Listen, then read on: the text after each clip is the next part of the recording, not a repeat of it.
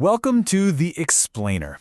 Today, we are diving deep into one of the most underappreciated, but honestly, one of the most brilliant organs in your entire body, the kidney. We tend to think of them as just simple filters, but they're not.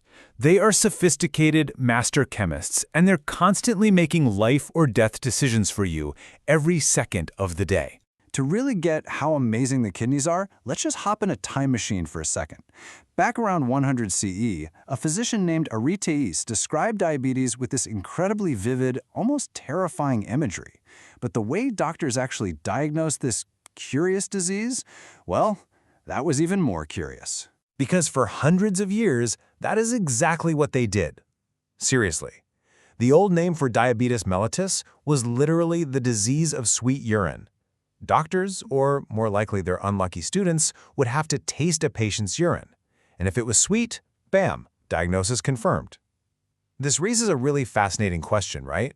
What on earth could be happening inside your body that would make your urine sweet? To answer that, we have to get to the very heart of the kidney's true purpose. And trust me, it is so much more than just getting rid of waste. Look, getting rid of waste is definitely important. I'm not denying that. But the kidney's #1 most critical job is maintaining the delicate balance of your entire internal environment. Think about it. If your body's salt and water levels go haywire, that can cause catastrophic problems way faster than a little buildup of waste. The kidney is the ultimate guardian of your body's chemical stability. And this just shows you the insane scope of that job. Kidneys are multitasking powerhouses. Look at this list. They're managing your blood pressure, keeping your blood concentration just right, juggling crucial ions like sodium and potassium, regulating your body's pH, clearing out toxins and drugs, and on top of all that, they even act like a gland, producing hormones that are vital for making red blood cells. It's a huge portfolio. So how in the world does this master chemist pull all this off? Well, it all kicks off with a filtration process on a scale that is, frankly, almost impossible to believe. And it's all happening inside millions of tiny microscopic units. So the real workhorse of the kidney is this tiny structure called the nephron. The best way to think of it is as a tiny, incredibly sophisticated recycling plant. Blood flows in, and this little structure has to make a critical decision about every single thing that passes through. What do we keep, and what do we toss out? And get this, you have about 1 million of these little plants in each kidney. Okay, now we're going to talk numbers, because this is where things get a little bit nuts. Every single day, your kidneys filter about 180 liters of plasma. To put that in perspective, that is the same as 92-liter bottles of soda passing through this microscopic system. 180 liters. Now hold that massive number in your head and compare it to this one. At any given moment, you only have about 3 liters of plasma in your entire body. Yeah, let that sink in for a second. Your kidneys are so unbelievably efficient that they process your entire blood supply about 60 times every single day. That's more than twice every hour of every day for your entire life. Just wow. And this, of course, leads to a very logical question. If you're filtering 180 liters, but you only end up making about 1.5 liters of urine, you are obviously putting almost everything back into the body. So, why? Why go through all that trouble? Why not just carefully pick out the 1% of stuff you want to get rid of in the first place? Well, the answer lies in the kidney's incredibly intelligent sorting process. This is the moment where the nephron stops being just a simple sieve and becomes a smart, active manager of everything your body owns. Okay, so after just filtering everything, the nephron uses 2 key processes. First, there's reabsorption. That's taking things from the fluid that was just filtered, the filtrate, and putting them back into the blood. Think of it like a quality control expert pulling valuable items off a recycling conveyor belt. Then you have secretion. That's the exact opposite. It's actively grabbing specific pieces of trash from the blood that maybe didn't get filtered the first time and tossing them onto that conveyor belt to be thrown out. So here's the crucial part. This reabsorption process is absolutely massive. More than 99% of everything that was initially filtered out is meticulously reclaimed and put back into the body.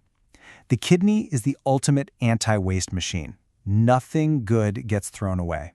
So how does this finally explain our sweet urine mystery? Well, it's all about capacity. The little workers, the transporters that reabsorb valuable stuff like glucose have a speed limit. Think of it like seats on a train. When your blood sugar is normal, there are plenty of seats. And every single glucose molecule that gets filtered gets a ride back into the blood. But in untreated diabetes, there's a flood of glucose. It's like having way more passengers than there are seats on the train. The transporters get completely overwhelmed, they're saturated, and all that leftover glucose has nowhere to go. It stays on the conveyor belt and ends up in the urine. And here it is, broken down nice and simple. Under normal conditions, the amount filtered equals the amount reabsorbed, so you get 0 glucose in the urine. But when blood sugar is high, the amount filtered is greater than what can be reabsorbed. The result? Glucose spills over. And that, my friends, is how you get sweet urine. Mystery solved. Now, what about that other process, secretion? That active tossing of waste onto the conveyor belt? Well, the kidneys are so darn good at this that they actually created a huge problem during World War II. Penicillin was this new miracle drug, right? But it was incredibly rare and expensive, and the kidneys actively secreted it with ruthless efficiency. About 80% of a dose was gone in just 3 to 4 hours. So they would literally collect a patient's urine to extract and reuse the precious antibiotic. Wild, right? So, scientists had to figure out a way to outsmart the kidney. They found another drug called probenecid.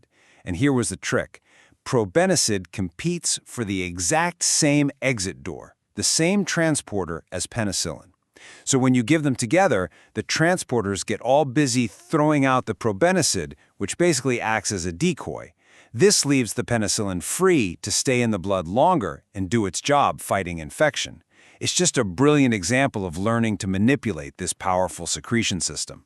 And that brings us to the final stage. This is where all of these decisions, all this filtering, reabsorbing, and secreting that happens millions of times over comes together to create the final fluid. And this entire incredibly complex process can actually be boiled down to this one beautifully simple equation. The amount of anything that you excrete is simply what got filtered out minus whatever your body wisely reabsorbed plus any extra junk that was actively secreted in. That's it. That is the fundamental logic of the kidney. And this brings us right back to diagnostics. Today, thankfully, instead of tasting urine, we use a much more sophisticated concept called renal clearance. By analyzing samples of blood and urine, doctors can precisely calculate how efficiently the kidneys are clearing a substance from the blood. It gives us a perfect quantitative window into kidney health. And finally, after all these millions of decisions have been made and the final product is ready, the body gets rid of it through a simple spinal reflex that we all know as urination, or its technical name, micturition, a process that is thankfully also under our conscious control. So from tasting sweet urine to calculating renal clearance, you can see our understanding has come a really long way. But the core story? It's still the same. Every single drop of urine is a detailed report. It's a chemical snapshot of exactly what's happening inside your body, written by your kidneys. Which leaves just one question. What is your daily report telling you?